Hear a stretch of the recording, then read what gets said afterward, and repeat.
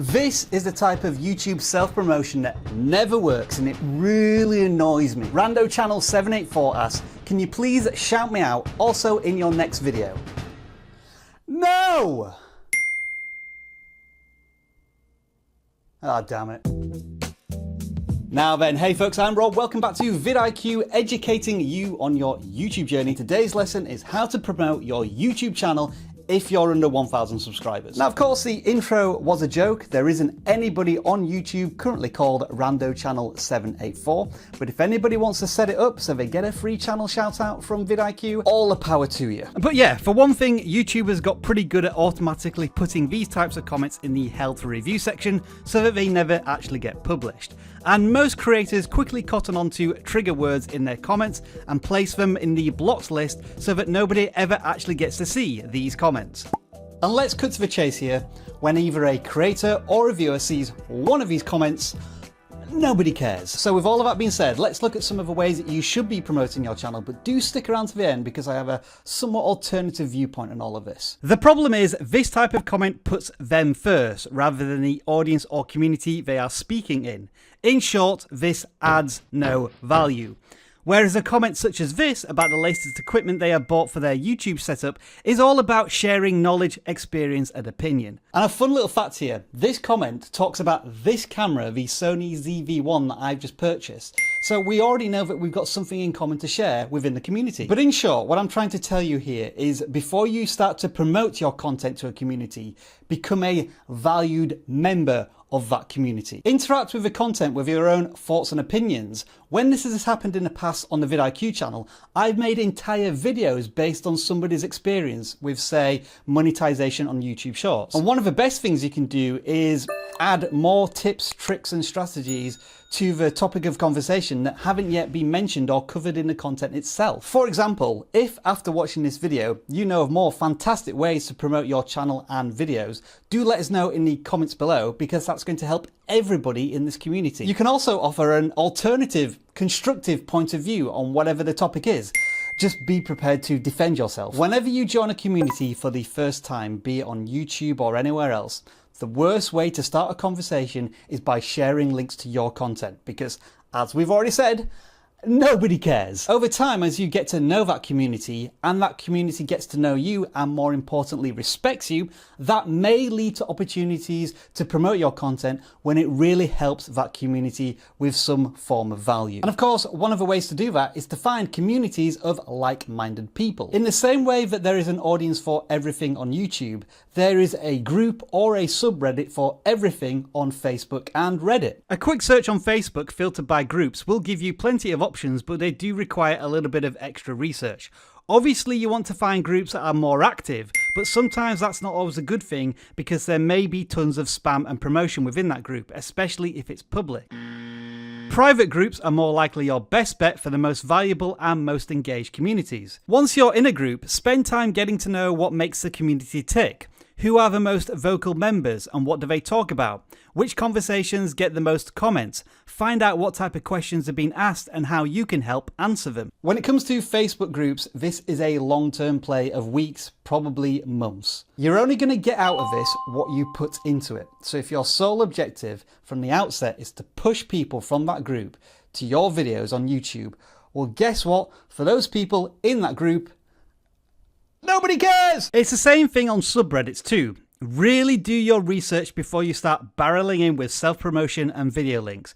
Because if you don't, well, it's not simply a case of nobody caring. Some communities will make your internet life a misery if you rub them up the wrong way. Alright, so what we've talked about here is reaching out to other communities on the internet, becoming a respected member of that community, and then possibly sharing your YouTube work. But what about YouTube itself?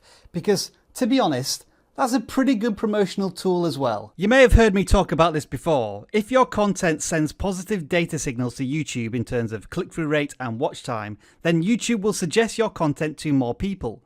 By any measure, this is the best free video promotion you can get. The basic goal of the YouTube recommendation system, your promotional tool, is to serve up the right videos to the right audiences. And one of the ways it does this is by connecting content together. For example, if a viewer enjoys video A, YouTube knows that they are also likely to enjoy video B, and so they connect the two together through suggested videos or browse videos or wherever you may encounter similar videos on YouTube. A way you can help YouTube to do this is to just be aware of what I like to call your keyword universe.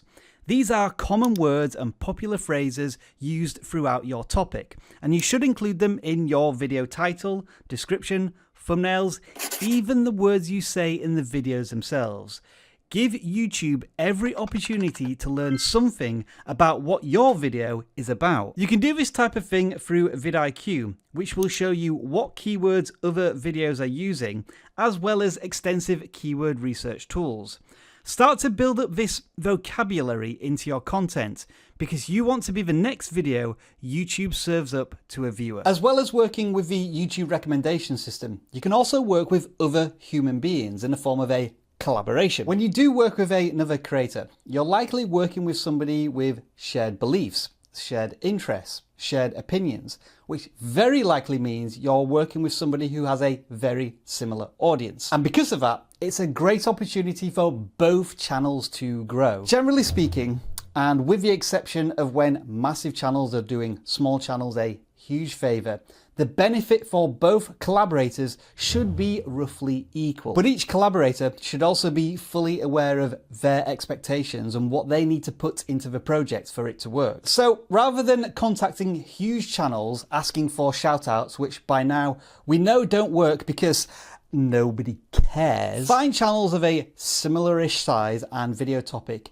and start to work your way into their community, like we explained at the beginning of this video. Build a relationship, and then hopefully you can move on to some form of collaboration. And as a bit of a teaser, keep an eye out for a collaboration that we're working on. We're really excited to show you this, but it's probably going to take a couple of weeks. On the other hand, if you are absolutely determined to get noticed by a big creator and their community, well, what you need to do is make something incredible for them for free. And if you're wondering how to do that, well, you've been staring at an example of this for the last 7 minutes. Say hello to Jonk. Over the last 6 months, he has become our unofficial Stickman editor, transforming our channel audit live streams into mini Stickman episodes. We've never asked him to do any of this. We've never paid him to do any of this. But he has won a place in our hearts, and now every single one of you watching this video knows just how awesome he is and how amazing this t-shirt is. All of which brings me to my own personal big collab story. 5 years ago, I made this video for my community showing people how to copy tags. Today, it's got a modest 4,000 views. But what I did make sure to do was tweet vidIQ this thing I had done about their software. And from that single tweet, the rest is history. I do still have to pinch myself a little bit when I talk about this. This single video I made for free for the creator community and vidIQ transformed my passionate hobby into a full-time career. Not a bad collab, that one, is it? Now let's return to this left field idea that I teased earlier on in the video. This is a theory. What if promoting your content actually damages your videos and your channel? Now hear me out on this one. I've been hearing from a few experienced creators that when they've been starting brand new channels, they're keeping them a secret. The creators don't want to push any of their existing audience onto this new channel because it's for a completely different target audience. If the wrong audience discovers this new channel en masse, then it's going to dilute the YouTube recommendation system. Now, granted, this does rely on the creator knowing exactly who their specific target audience is for their channel.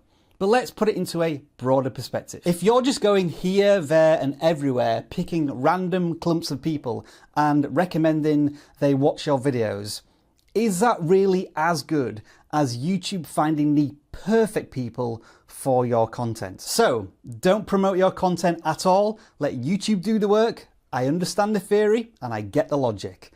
Are you brave enough to try that? So these are your YouTube promotional strategies. That's a video you should watch next. And if you can you please help us get to 1 million subscribers? Nobody cares! Oh, it's a bit harsh. Guess that was the code word for today.